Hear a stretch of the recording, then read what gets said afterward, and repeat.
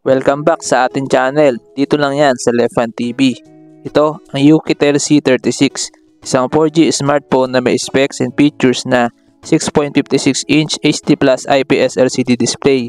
Meron siyang 720 by 1600 pixel resolution at may 60Hz refresh rate. Meron siyang 88% screen to body ratio. Si Yukitel C36 ay may operating system na Android 13 with Unisoc T606 12nm chipset na may Mali G57 MP1 GPU. Meron itong ultra lightweight and slim design. Sa kanyang dimensions, meron siyang 163.75 by 75.4 by 9.18mm at may bigat na 199 grams. Sa kanyang storage, ito ay may 4GB of RAM and 128GB of internal storage. Expandable siya via microSD.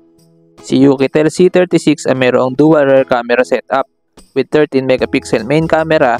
Kasama niya dito ang secondary unspecified camera, 1080p at 30fps video recordings with 5 megapixel selfie camera na may 720p at 30fps video recordings. Meron siyang 5150 mAh battery with 10W charging. Ang available colors niya ay pale blue, black, and green.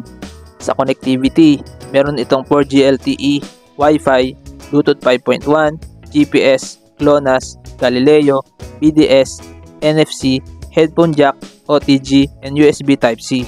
Dito na tayo sa price. Ang estimated price nito kung sakaling magiging available ito sa atin ay around 5,100 pesos.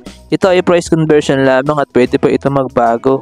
Ano sa tingin nyo guys? Pasado ba ito sa inyo? Comment down below. Kung nagustuhan nyo ang video na ito, please like, share, and subscribe para updated kayo sa mga bago nating i-upload. Maraming salamat. Peace!